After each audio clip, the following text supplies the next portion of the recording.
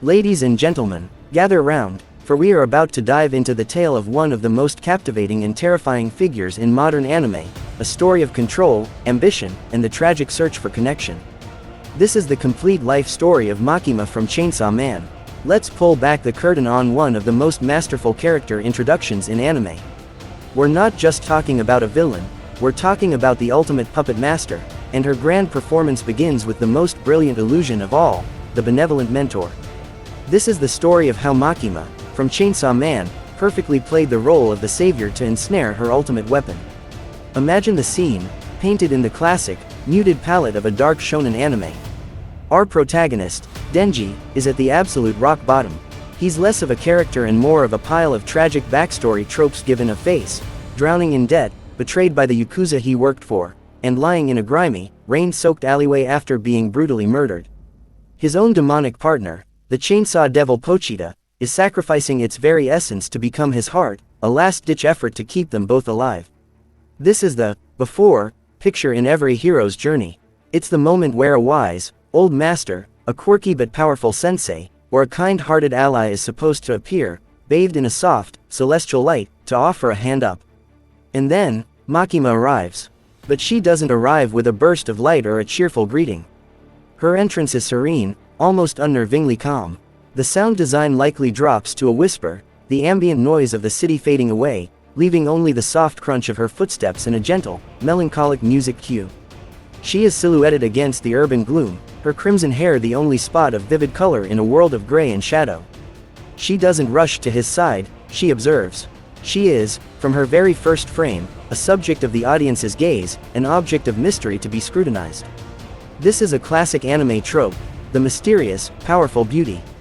Think of the introductions of characters like Gojo Satoru from Jujutsu Kaisen, arriving with overwhelming power to save the day, but with a playful, knowable personality. Makima subverts this. Her power is not flashy, it's implicit. It's in her unshakable poise, her unwavering eye contact, the way the world seems to still itself around her. She kneels before the pathetic, hybrid form of Denji, a boy with chainsaws erupting from his flesh and a dog's desperate heart, and she doesn't flinch. She offers him not a heroic speech, but a brutally simple, transactional choice. It's not, come with me if you want to live, it's, you can die here, or you can live as my dog. And this is the first, most critical string she pulls. Denji, whose entire life has been a series of transactions for survival, a piece of bread for killing a devil, a place to sleep for his blood, understands this language. He has never known unconditional kindness. A grand, noble offer of heroism would have flown over his head. But an offer of food, shelter, and purpose in exchange for servitude. That was a language he was fluent in. Makima didn't just find him, she profiled him. She understood the exact currency of his soul, and she paid him in the only coin he would accept. She didn't break the trope of the mentor, she weaponized it. From this point on, she meticulously constructs the perfect facade. She becomes his master, in the most literal sense, but she frames it as care. She gives him a home, a job, and goals. She presents herself as the guiding hand in a chaotic world of devils and hunters. In any other series, this would be the start of a beautiful teacher-student relationship, like Kakashi and Team 7, or Master Roshi and Goku. We, the audience, are conditioned to trust her. She's the one who gave our down-and-out hero a chance. She's the one who sees his potential. But the director, much like Makima herself, seeds the frame with unease. It's in the subtle, off-putting details that break the mentor illusion. The way she never truly smiles with her eyes. The way she can command absolute obedience from anyone with a mere glance or a word. The way other powerful characters, like Kishibe, the seasoned veteran, openly warn Denji and the audience of her danger, creating a dramatic irony that hangs thick over every scene. We see her gentle interactions with Denji, but we also see the cold, detached way she orchestrates missions, sacrificing her own subordinates as if they were pieces on a shogi board. This duality is her masterpiece. She plays the role of the caring superior to Denji, offering him the dream of a date, and listening to his simple, childish desires. She becomes the anchor in his new life, the one constant in a world suddenly filled with violence and strange new allies like the stoic Aki and the chaotic power. She builds a facsimile of a family for him, knowing that this sense of belonging is a far more powerful chain than any command. She is giving him everything he ever wanted, making herself the center of his universe. A real mentor empowers their student to stand on their own. Makima was ensuring Denji would never want to. The ultimate reveal of her true nature is not a sudden, shocking twist, but the slow, dreadful peeling back of a mask we never realized was there. The moment she forces a kiss on Denji, it's not framed as a romantic climax, but as a violation, a cold, calculated act of domination. It's the moment the kind mentor persona shatters completely, revealing the puppeteer beneath. She was never guiding him toward his own goals, she was maneuvering him toward hers. Every kind word, every promise, every piece of bread was a string attached to his limbs, and she had been practicing her craft long before she ever met him. She took the archetype of the anime mentor, hollowed it out, and filled it with her own terrifying will, creating one of the most effective and chilling character introductions by making us believe in a salvation that was, in reality, a more beautiful cage. To truly understand a character's power in anime, we must look beyond their flashy attacks and delve into the core of their ambition. For Makima, her terrifying abilities were merely the tools to execute a vision so grand, it would redefine the very world itself. This wasn't a quest for simple domination or destruction, this was a bid to become the ultimate editor of reality, and her chosen instrument was the Chainsaw Devil. Think of the most world-altering plans in anime. Madara Uchiha seeking an illusionary world of peace, or Father from Fullmetal Alchemist attempting to become a perfect god. Makima's goal operates on that same cosmic scale, but with a uniquely terrifying and precise mechanic. She wasn't just a villain, she was a fan, an ultimate admirer of the Chainsaw Devil's most obscure and horrifying power. You see, when the Chainsaw Devil devours a devil, it doesn't just kill it. It utterly erases that devil, along with the concept it represents, from existence. Past, present, future, gone, as if they never were. This is the Chekhov's gun loaded in the first act of the story, and Makima is the one destined to pull the trigger. Her grand ambition was to use this power as a celestial scalpel. She wanted to create a better world, but her definition of better was absolute and terrifyingly simplistic. She sought to carve away the parts of reality she deemed evil, unpleasant, or simply inconvenient. Imagine a world where the concept of war no longer exists, not just the act, but the very idea, vanished from every mind and history book. The same for hunger, nuclear weapons, and even tyranny. Her list was exhaustive, but here's where her character transcends a simple utopian villain. Her list also included bad movies. This single, almost petty detail reveals the chilling, inhuman nature of her logic. To her, global famine and a poorly written script were both flaws in the system to be deleted with the same finality. This is where her obsession becomes personal, transforming from a world-saving mission into a twisted, romantic yearning. She didn't just see the Chainsaw Devil as a weapon, she saw him as a kindred spirit, a force of pure, unadulterated chaos that she, the embodiment of control, longed to connect with. She desired an equal partnership with this primal force, to stand beside him as they remade the cosmos. Her vision was so absolute that she saw the current world, with all its suffering and bad movies, as an insult to him, a world unworthy of his power. In a perverse twist, she was the ultimate fan, wanting to clean up the entire universe for her idol. And in the most tragic confession of her fanaticism, she revealed that she would have been content even if her plan failed and he devoured her instead. To be consumed by the object of her admiration, to have her very concept erased by him, was, in her eyes, a form of the ultimate, intimate connection. This is the core of her grand ambition. It was never just about power.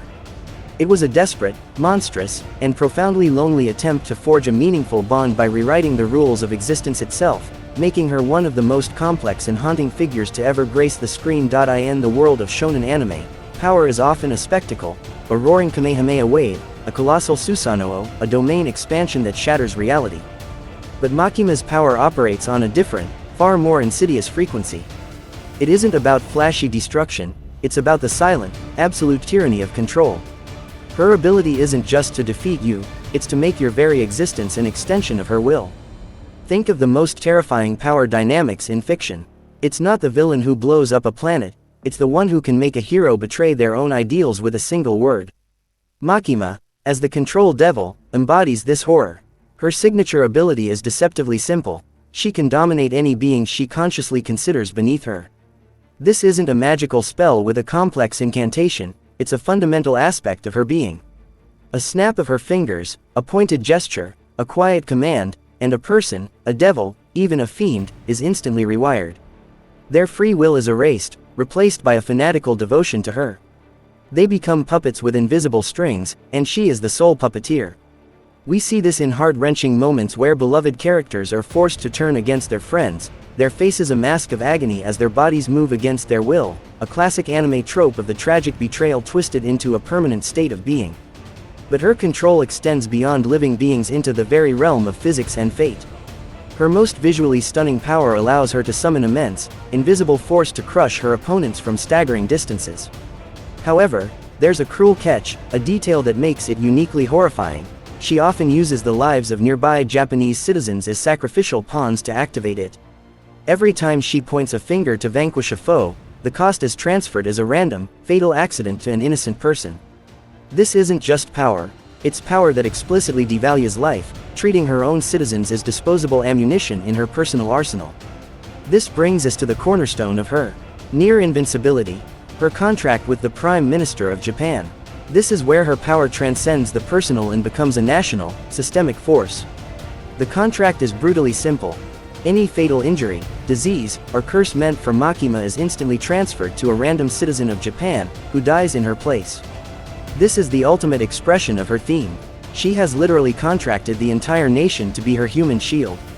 To defeat her, one wouldn't just have to be powerful enough to land a killing blow, one would have to be willing to murder countless innocents with every attack. It makes her not just a powerful devil, but a protected national asset, a sovereign entity. This is why other nations' devil hunters had simply given up. She wasn't just a monster to be slain, she was a system to be dismantled. Her power, therefore, is a perfect, terrifying loop. She controls individuals, she controls the battlefield through sacrificial leverage, and she controls her own mortality through a contract with the state. It creates an aura around her that is less of a warrior and more of an unassailable force of nature. She doesn't fight battles, she administers outcomes. This is the essence of the control devil, a power that seeks not to break things, but to own them, making her dominance not just a threat, but an inescapable fact of life. The greatest stories understand that a villain's downfall is just as important as their rise, and Makima's end is a masterpiece of tragic irony that redefines her entire existence.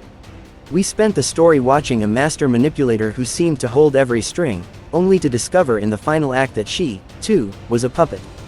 The control devil, in a cruel twist of fate, was herself a controlled weapon from the very beginning. This revelation reframes everything. Her grand ambition to create a better world wasn't just the isolated dream of a powerful entity, it was the logical, if extreme, goal of a being created and utilized by the Japanese government as the ultimate deterrent. She was a living, breathing strategic asset, a national treasure of unimaginable power. Her office, her position, her authority, it was all part of the gilded cage constructed for her.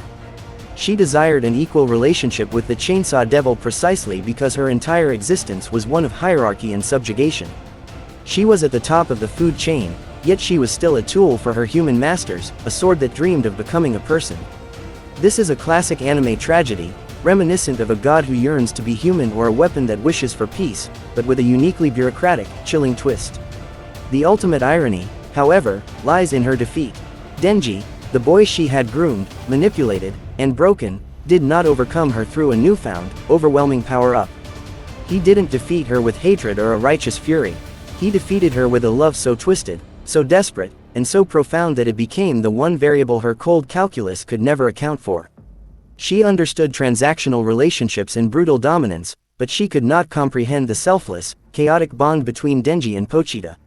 In the end, her invincible contract with the Prime Minister, her greatest shield, was bypassed not by a stronger force, but by a technicality of emotion. Because Denji did not see killing her as an act of hostility, but as the only way to truly be with her, to free her from her loneliness and make her a part of him forever, his attack carried no malicious intent. It was, in the most macabre way, an act of devotion. And so, the control devil was controlled by the one thing she could not dominate, genuine, unconditional affection. Her consumption by Denji was the final, poetic fulfillment of her wish. She was, as she desired, eaten by the Chainsaw Devil. But the cycle of fear is eternal. As with all devils, the concept of control could not be erased from the human heart, and thus, she was reborn. This reincarnation as the young girl Nayuta is the final, poignant note in her symphony of tragedy. The mighty Makima is gone, replaced by a blank slate. Now, the roles are perfectly reversed. It is Denji, her former pawn, who has become the caretaker. He, who understood the pain of being a weapon and a tool, now has the chance to raise her with the kindness, empathy, and genuine connection that the original was so starved for. Her story ends not with a bang, but with a question, a chance at a different life, proving that even the most absolute forms of control can be broken, not by a stronger chain, but by a simple, loving hand.